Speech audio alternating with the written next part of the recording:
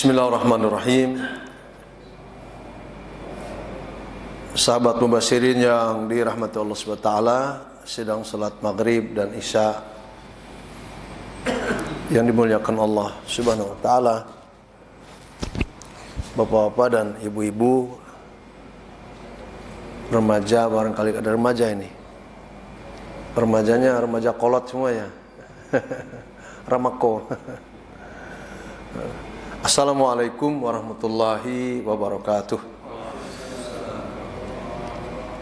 Alhamdulillahi rabbil alamin, wassalatu wassalamu ala asyrafil anbiya'i wal mursalin, nabiyyina Muhammadin wa ala alihi wa sahabatihi ajma'in. Amma ba'd. Subhanaka la ilma lana illa ma 'allamtana innaka antal alimul hakim wa tub alaina innaka antat tawwabur rahim. Allahumma inna nas'aluka ilman nafi'a wa rizqan wasi'a wa amalan mutaqabbala. Syukur kita pada Allah di malam ini, Masya Allah, izinkan kita berjumpa kembali dalam kajian rutin Tafsir Ibnu Katsir yang mungkin pada pertemuan-pertemuan sebelum dan sesudahnya nanti kita combine dengan ulama-ulama tafsir yang lain gitu. Karena Ibnu Katsir sendiri terkadang mengutip pendapat ulama tafsir di keterangan tafsirnya kan gitu. Semua itu untuk memperkaya daripada penjelasan yang barangkali penjelasan itu dibutuhkan gitu, dari keterangan ulama tafsir yang lain di sisi penjelasan tafsir dirinya gitu. Malam ini ikhwan kita akan membahas dalam suratul Ankabut, surat yang ke-29 ayat 56 sampai 60 insyaallah. Semoga waktunya mencukupi. A'udzubillahi minasyaitonirrajim. Ustaz bacakan dulu ayatnya yang mungkin bisa dirujuk di kemudahan teknologi ya. Elektronika ini subhanallah ya, silakan buka di handphone masing-masing. A'udzu billahi minasyaitonir rajim. Ya ibadiyalladzina amanu inna ardi wasi'atun fa iyaya fa'budun. Kullu nafsin dha'iqatul maut. Thumma ilayna turja'un. Walladzina amanu wa 'amilus salihati lanubawwi'annahum minal jannati ghurafan tajri min tahtihal anharu khalidina fiha ni'ma ajrul 'amilin. Alladzina sabaru wa ala rabbihim yatawakkalun. Wa ka'ayyim min dabbatin la tahmilu rizqaha Allahu yarzuquha wa iyyakum wa huwas samiul alim. Langsung saja ke tafsir Ibnu Katsir ya ikhwan, karena waktu ini mepet-mepet ya kain.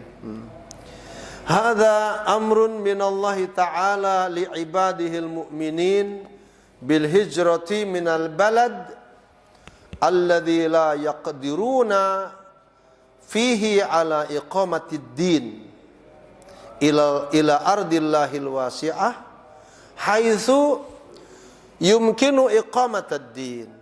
Ayat ini ikhwan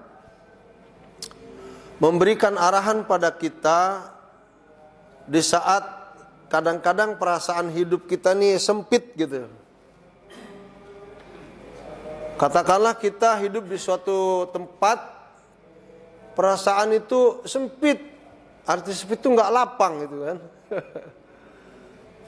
Menderita, sedih gitu.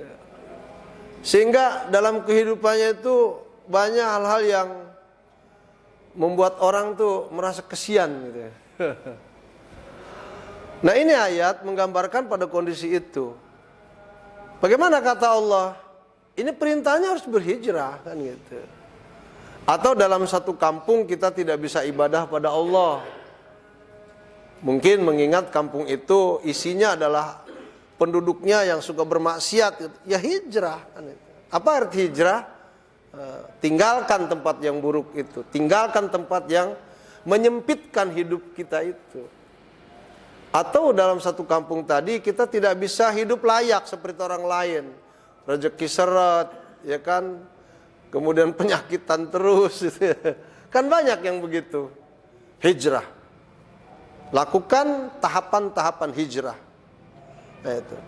Nah, hijrah ini tujuannya adalah bisa jadi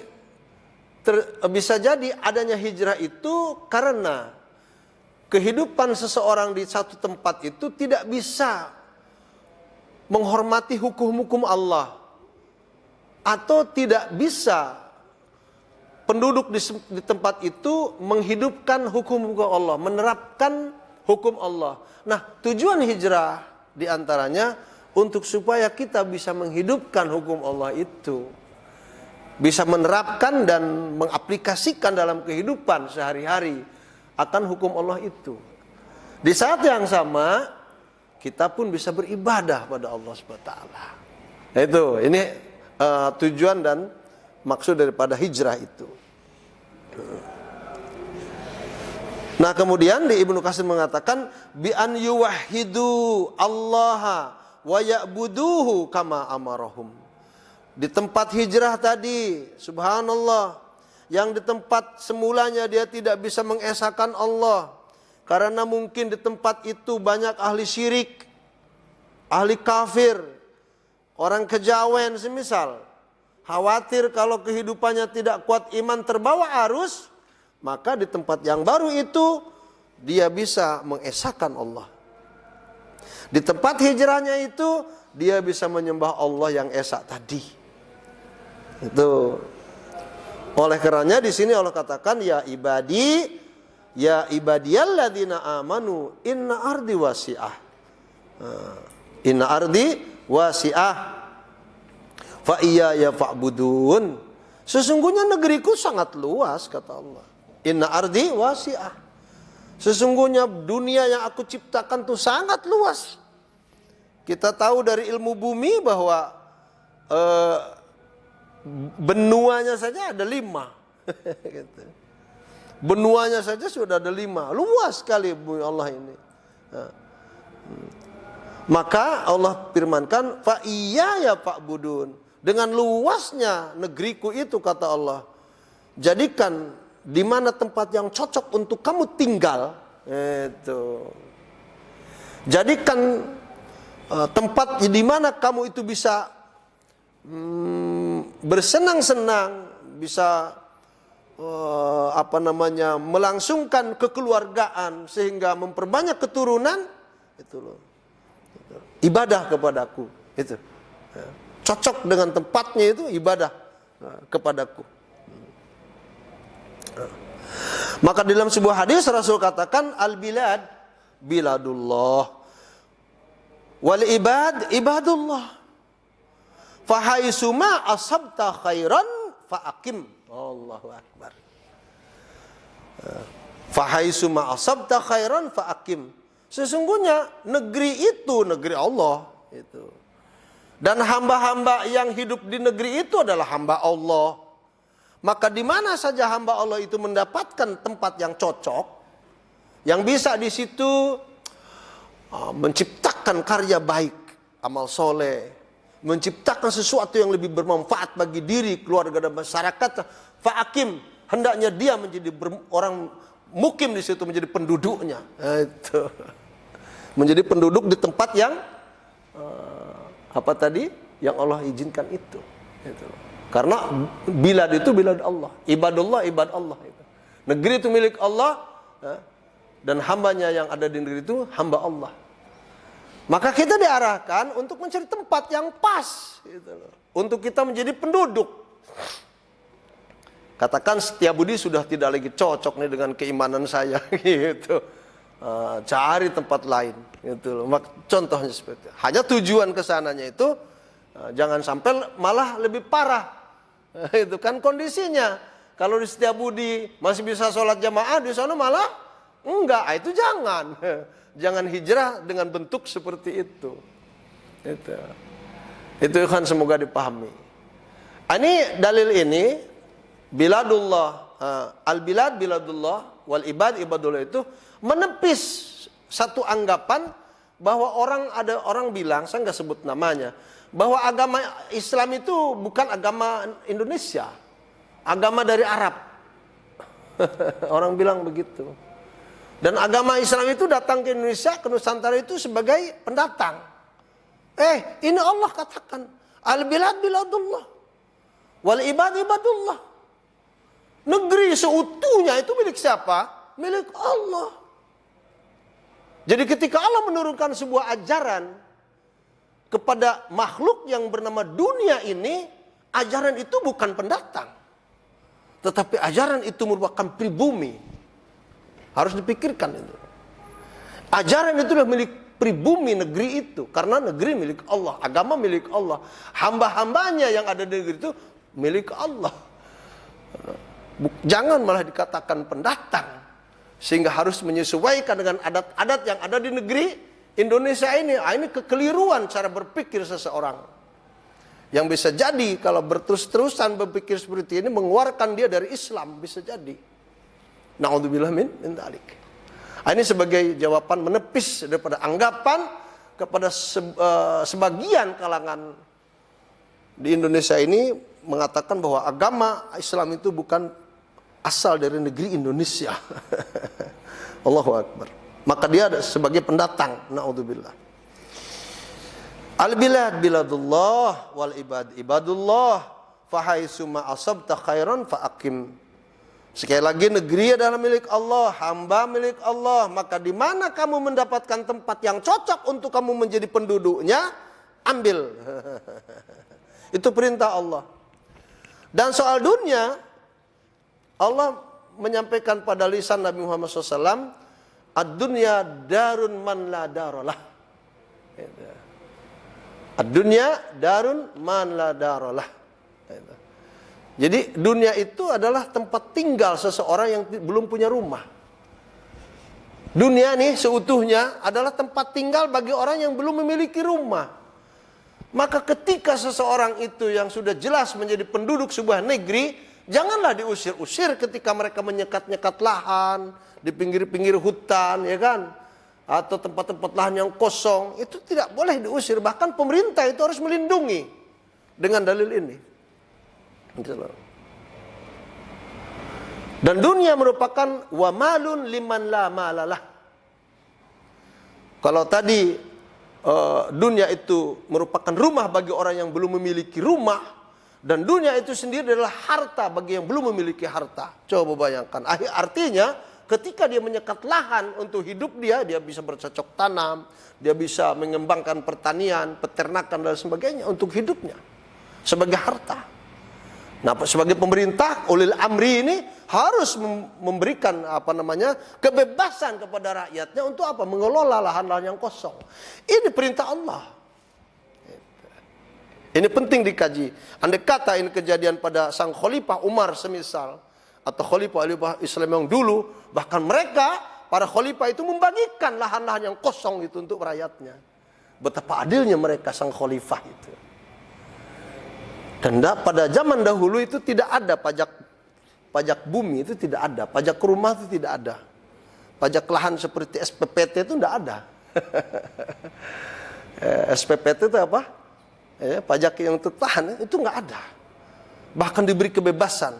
Kalau mereka menjadi orang kaya, hanya perintah Islam yang mereka akan penuhi. Dikeluarkan zakat dari hartanya ketika sudah menjadi tabungan 1 tahun. Dan itu sudah memasuki nisab, kan gitu. 86 gram emas, itu kan kurang lebihnya. Dan dihimbau oleh Islam itu kepada masyarakat sudah kaya raya dengan infak dan sedekah. Betapa indahnya kalau kehidupan itu seperti itu. Tidak seperti hari ini ya. Hari ini sudah jelaslah mereka sudah dapat tempat yang layak, ya kan, dengan jabatan sekian puluh tahun, lalu dipaksa dibongkar. Oh, betapa sedihnya. Nah, ini kebanyakan kita temui ya, kejanggalan-kejanggalan perilaku di masyarakat seperti ini.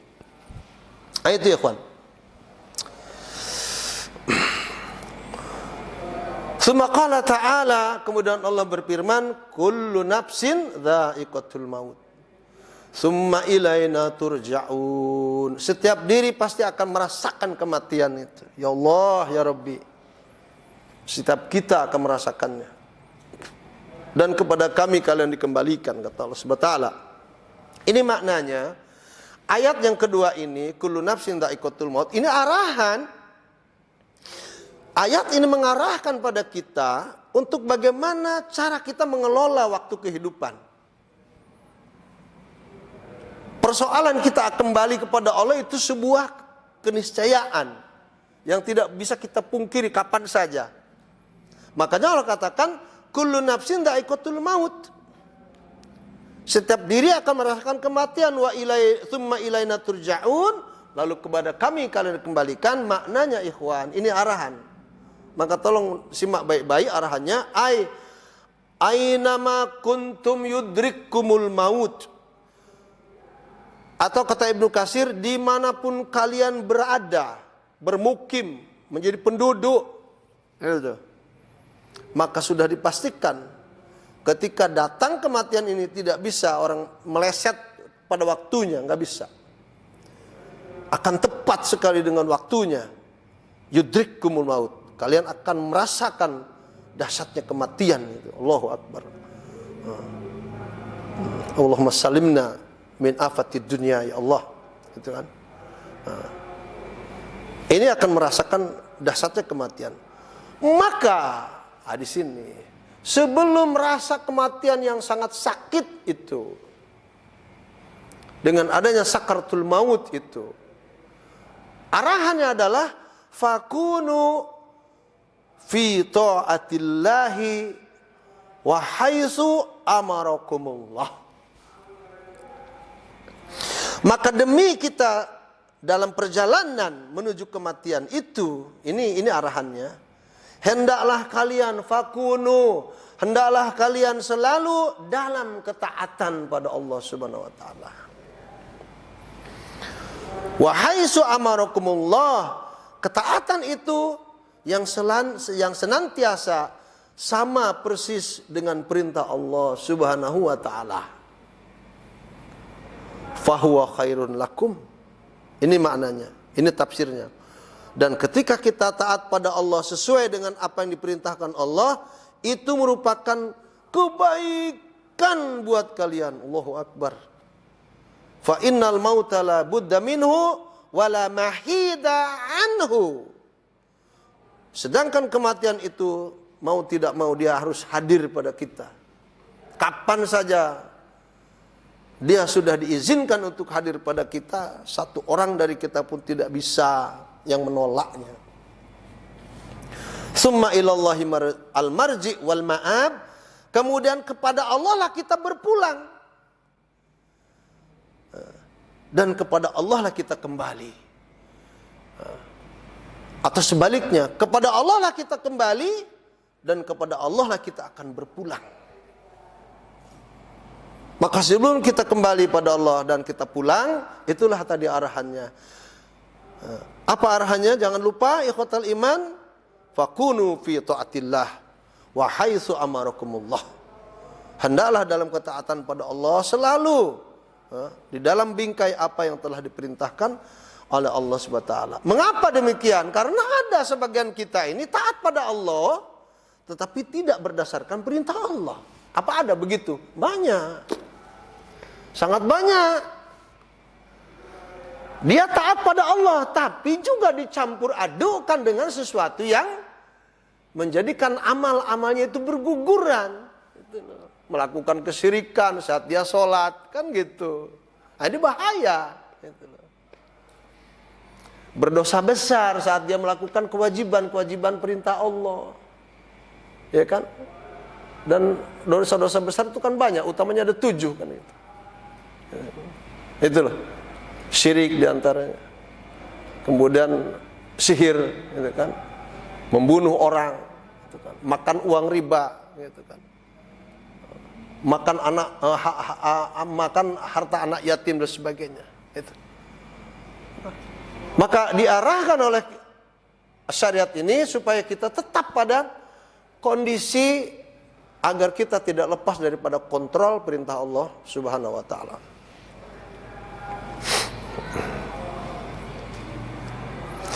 Nah, oleh karenanya ketika kalimat ini summa ilallahi marji'akum al-marji' wal ma'ab, dan kepada Allah lah kita kembali dan berpulang. Nah, ketika sudah pulang itu ikhwan, Allahu Akbar, seperti kita pulang ke rumah kita kan. Kalau di sana ada minuman, subhanallah, kita bisa minum. Ada tempat istirahat, kita bisa istirahat. Kita bisa untuk berekreasi, kita siap rekreasi. Nah, kalau sudah pulang itu seperti itu ke rumah kita, maka dalam Ibnu Katsir mengatakan, faman kana muti'an lahu, barang siapa dari hamba Allah ini dalam hidupnya taat kepada Allah Subhanahu wa taala, jazahu afdalal jaza, pasti akan dibalas oleh Allah Subhanahu wa taala dengan balasan yang setimpal, bahkan lebih dari setimpal. Allahu Akbar. Afdal itu kalimat apa ya, superlatif itu, yang tidak ada bisa mengungguli kalimat superlatif itu. Afdal, akbar, asgor itu ausa, itu superlatif namanya. Wa wafahu atamma thawab, dan Allah Subhanahu wa taala ketika hamba-hambanya sudah kembali pada Allah dalam keadaan taat kepada Allah, selain daripada pahala dan anugerah-anugerah itu, wa wafahu atamma thawab, dan Allah akan menepati itu loh janjinya sesuai dengan yang tertera dalam Al-Qur'an, innallaha la yukhliful mi'ad, ya, sesungguhnya Allah tidak akan memungkiri janjinya. Maka Allah Subhanahu wa taala wa wafahu atamma thawab, akan disempurnakan ikhwatal iman imbalan-imbalan kehidupan itu. Akan disempurnakan imbalan kehidupan dari saat kita balik sampai kita kembali kepada Allah Subhanahu wa taala. Kita sudah paham tentang hidup ini, panjang lebar hidup kita ini sudah kita lalui. Soal panjang lebarnya kita nggak mengerti, ya kain panjangnya berapa kilometer kah, kalau lebarnya pun kita nggak ngerti. Tapi yang jelas hidup kita ini sudah panjang lebar kita lalui. Betul Pak Mahrus? Yang menjadi beban buat kita adalah bukan soal panjang lebarnya kehidupan itu, tetapi yang menjadi beban kepada kita adalah jangan-jangan waktu hidup kita yang sudah panjang lebar kita lalu itu masih banyak kesalahan yang kita lakukan. Masih banyak hal-hal yang perlu kita perbaiki. Di saat kita sudah 70 tahun. Masih banyak yang perlu kita evaluasi, padahal usia kita sudah 80 tahun. Ini yang harus kita pedulikan. Jadi kalau kita berpikir pada panjang lebarnya hidup ini, ya satu patut kita syukuri, kita panjang umur. Tapi betapa ruginya jika seseorang yang panjang umur itu perbuatannya buruk. Namun betapa bahagianya ketika kita diberi anugerah usia kehidupan ini, kita pelihara, kita jaga dengan amal-amal saleh. Maka Rasul mengatakan, khairun nasi man tala umruhu wa hasuna amaluh. Sebaik-baik manusia adalah yang panjang usianya dan baik perbuatannya. Wa syarrun nasi man tala umruhu wa sa'a amaluhu. Dan seburuk-buruk manusia adalah yang panjang umurnya, yang buruk perilakunya. Dia sama sekali tidak memiliki akhlak karimah. Ini bahaya buat manusia. Kemarin Ustaz sampaikan di sini apa di tempat lain, mengatakan bahwa tiada ada amal. Artinya amal apapun jika dibandingkan dengan akhlakul karimah, Tidak ada bandingnya akhlakul karimah itu. Laisa syai'un athqalu fil mizan min husnil khuluq. Tidak ada amal soleh manapun di dunia yang kita lakukan itu lebih berat timbangannya jika dibandingkan dengan beratnya timbangan seseorang ketika berakhlak mulia. Indahnya akhlak mulia itu. Contohnya bagaimana? Ketemu teman senyum, ya kan? Mengucap salam, saling mendoakan, berjabatan tangan. Ini orang assalamualaikum, jabatan tangan aja ditepis, bid'ah. Astagfirullahaladzim. Mana ada orang salaman di tengah jalan dikatakan bid'ah? Apa dia tidak mengerti kalau Rasul pernah mengatakan tidak saja dua orang yang beriman pada Allah lalu bertemu dia di jalanan, lalu mengucapkan salam, lalu berjabatan tangan, perlakuan itu melainkan menggugurkan dosa dan kesalahan. Indah betul itu. Inilah ikhwan, kita harus memiliki akhlak mulia. Itu. Nah, kita kembali pada Allah itu harus seperti itu. Manakala tidak dengan gambar kayak begitu, ya Allah, ya Rabbi, bagaimana Allah akan wawafahu atamasawa? Bagaimana mungkin Allah akan memberikan semua janjinya pada hambanya itu? Bahkan Allah akan bertanya, bukan memberikan anugerah. Kemana saja selama ini kamu? Aku berikan usia 70 tahun itu. Aku tidak pernah menjumpai kamu di masjid. Aku tidak pernah menjumpai kamu salat tahajud, witir, berdoa, bermunajat. Justru aku jumpai kamu di meja-meja judi, lagi mereguk arak yang memabukkan, sedang pacaran, sedang berada di rumah bordir. A'udzubillah min dzalik. Bahkan kita akan ditanya oleh Allah SWT, kemana saja kamu ini? Allahu Akbar. Maka demi perjumpaan kita yang kita harapkan pada Allah, dengan menghadirkan ketika perjumpaan itu terjadi, hadir kepada kita, subhanallah, berbagai kebahagiaan, berbagai apa? Kesenangan-kesenangan hidup yang akan kita raih kelak. Allahu Akbar. Karena susah payahnya hidup kita di dunia, mengatur waktu-waktu kehidupan ini hanya kita arahkan pada amal-amal soleh dan kebaktian saja. Ikhwatal iman, saudaraku, sahabat mubasyirin yang Allah muliakan, ada gambaran di dalam surga Allah itu, kelak kita ketika masuk surga Allah Subhanahu wa taala, bagi seseorang itu akan diberi, dulu saya sudah sampaikan di sini, akan diberi istana yang dari luar apa yang ada di dalamnya itu bisa kita lihat, tembus pandang. Dan ketika kita, Pak Ateng, sudah di dalamnya, seluruh apa yang ada di luar bisa kita lihat, betapapun di dalamnya itu terbuat dari dinding istana kita. Mungkin juga ada semacam tirai, kayak apalah namanya tirai itu, pembatas itu kan. Untuk siapa istana seperti itu? Rasul mengatakan sebagai penjelasan,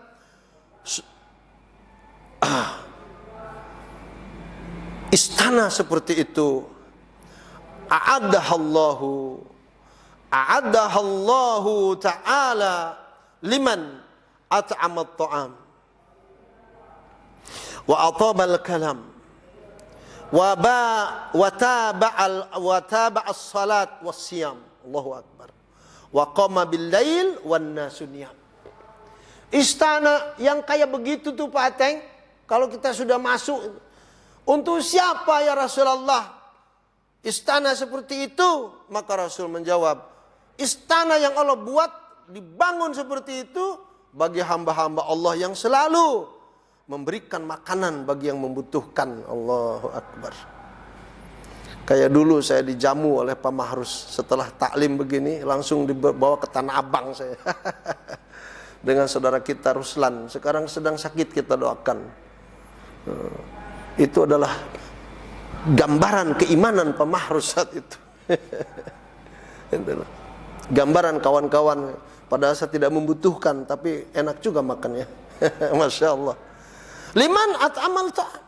Istana seperti itu bagi orang yang subhanallah gemar memberi makanan bagi orang yang membutuhkan, fakir miskin, ya kan, yatim piatu, panti jompo, tetangga yang sengsara, Allahu Akbar. Beri makanan kalau kita mampu. Wa atabal kalam, dan istana seperti itu diperuntukkan oleh Allah SWT bagi hamba-hamba Allah yang selalu dalam ucapannya indah didengar, enak gitu loh, di telinga, tidak mengandung cacian, tidak mengandung makian. Yang ada adalah assalamualaikum akhi, kaifa haluk, apa kabar, bagaimana harimu, ya kan, dan hari-hari sebelum ini dan sesudahnya bagaimana kita menghadapi kehidupan. Yuk kita saling mendoakan. Ini yang dinamakan atabal kalam. Dan istana seperti itu Allah berikan bagi hamba Allah. Wa taba'as salata wasiyam, yang mereka dalam hidupnya itu selalu menegakkan salat yang diwajibkan kepada mereka dan menunaikan puasa di bulan Ramadan. Allahu Akbar. Wa aqama bil laili wa qama bil lail wan nasuniyam, dan istana seperti itu akan Allah berikan pada hamba-hamba Allah yang memiliki satu, dua, tiga, empat persyaratan. Yang ketika mereka hidup di dunia, setelah pas tidur mereka di malam hari bangun untuk melakukan sholat tahajud di saat manusia banyak yang tidur, mendengkur, bermimpikan apalah yang dia mimpikan, tidak mengerti kita. Dan ini bersesuaian dengan firman Allah di ayat yang lain, wa minal lail fasjud lahu wasabbihu lailan tawila. Dan dari sebagian malam hendaklah engkau banyak sujud. Arti banyak sujud di sini harus banyak salat. Dan dengan waktu malam yang panjang itu, ucapkan tasbih dari mulutmu untukku, kata Allah SWT. Apa bagaimana tasbih itu? Subhanallah. Ada yang mengucapkan subhanallah walhamdulillah wala ilaha illallah Allahu akbar dan sebagainya. Ikhwan fillah yang dirahmati Allah, hanya tinggal beberapa menit lagi, insya Allah cukup ini, ya kan?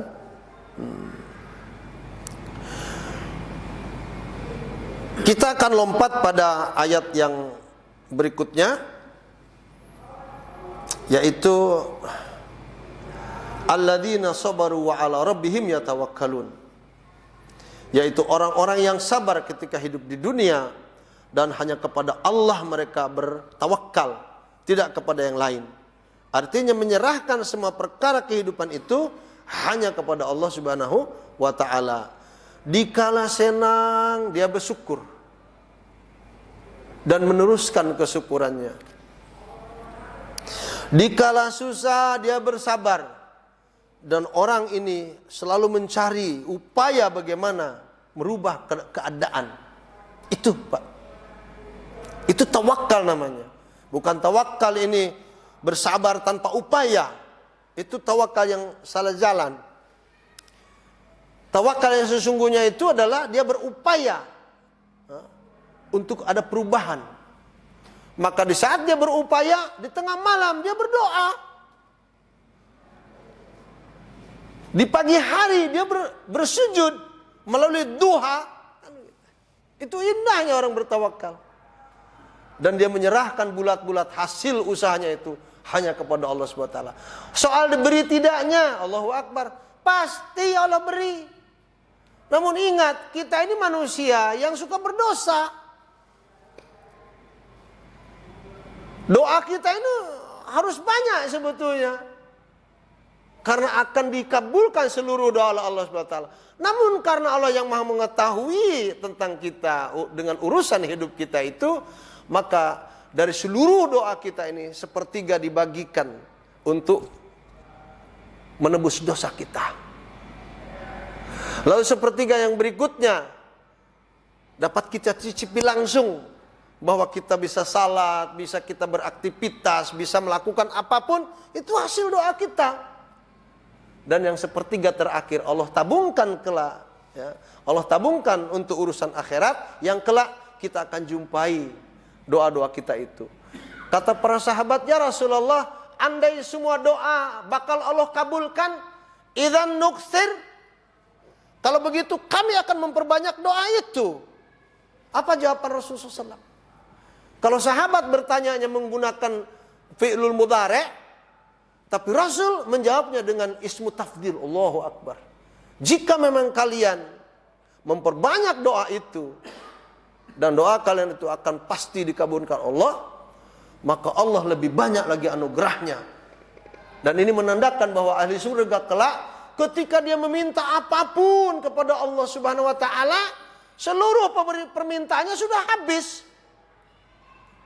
Permintaan kita ini sudah habis, tapi nikmat Allah masih berdatangan. Allahu Akbar. Mau apa kita kira-kira pemaharus? Asalkan kita sudah sana aja tuh. Allahu Akbar. Walillahilhamd. Segala yang kita inginkan hadir. Bahkan ketika permintaan kita sudah mentok, nikmat Allah masih mengalir berdatangan pada kita. Nampak yang terakhir karena waktu juga mepet, ikhwan.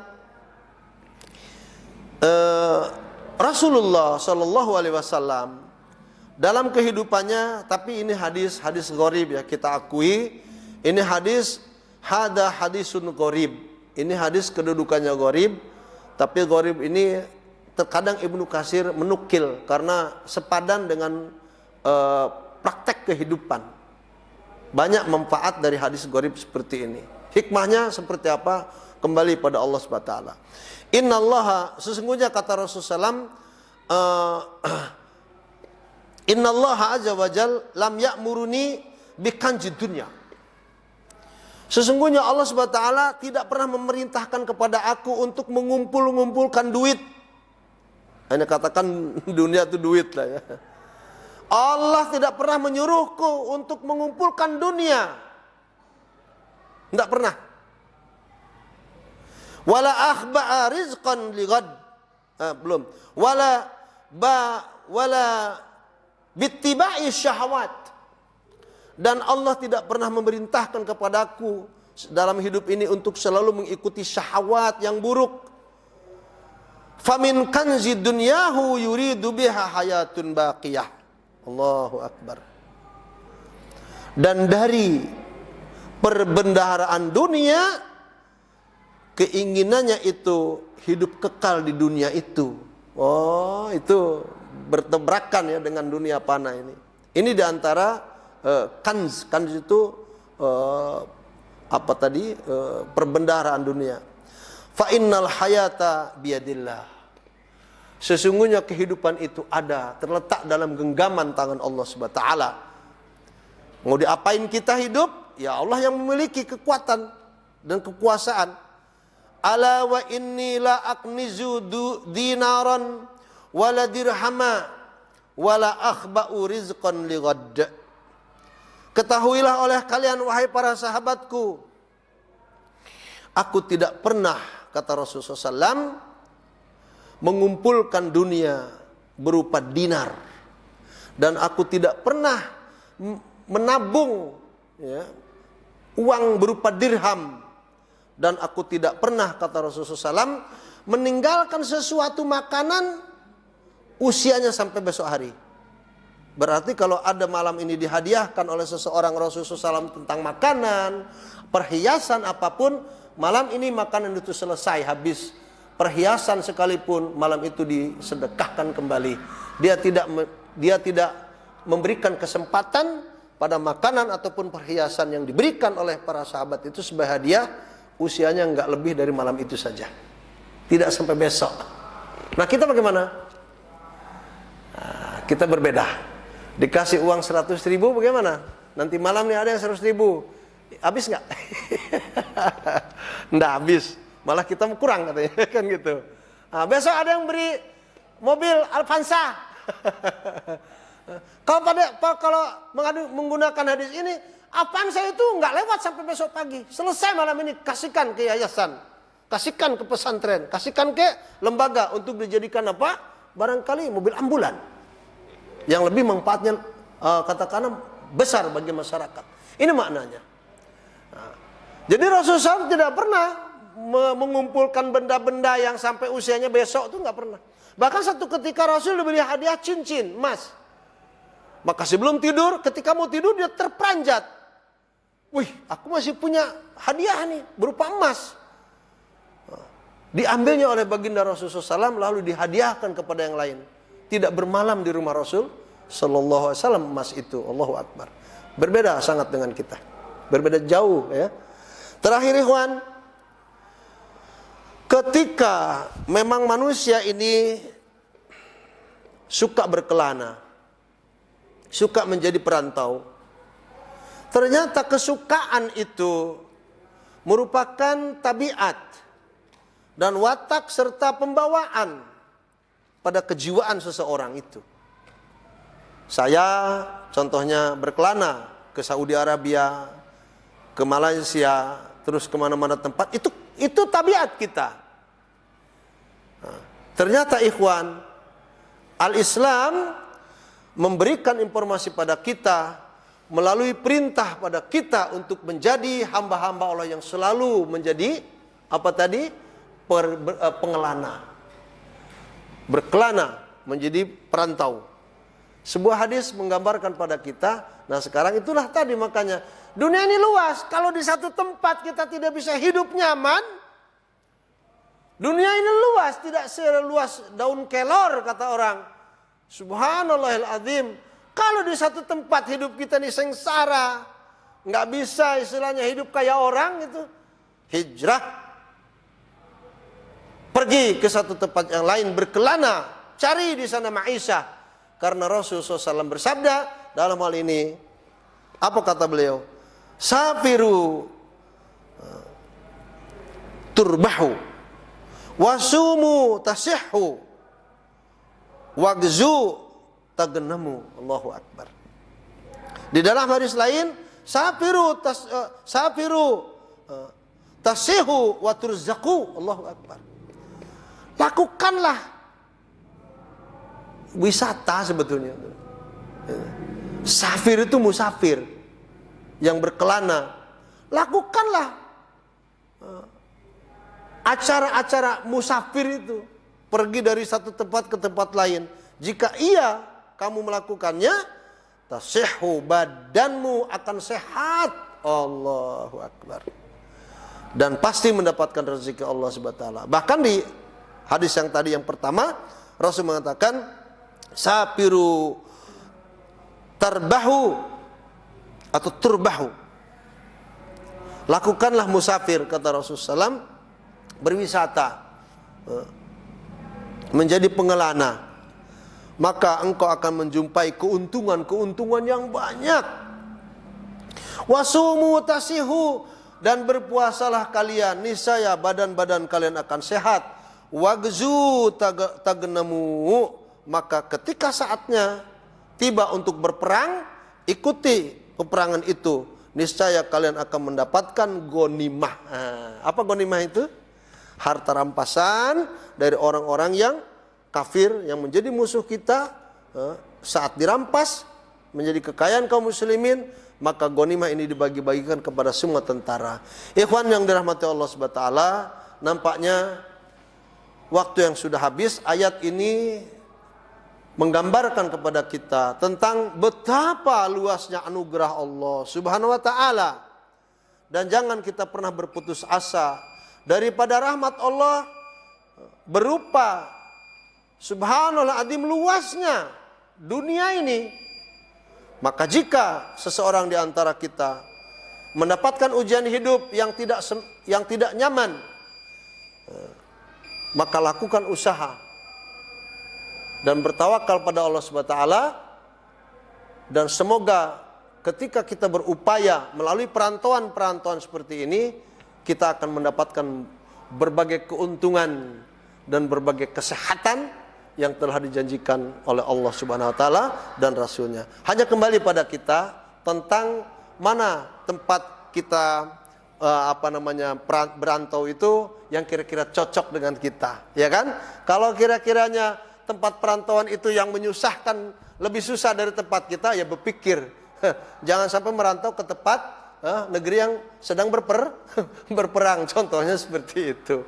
Carilah tempat yang kira-kira saat kita hadir di sana, kita bisa beribadah dengan nyaman dan kita bisa hidup seperti orang dalam keadaan yang istilahnya dalam keadaan sejahtera, insyaallah taala.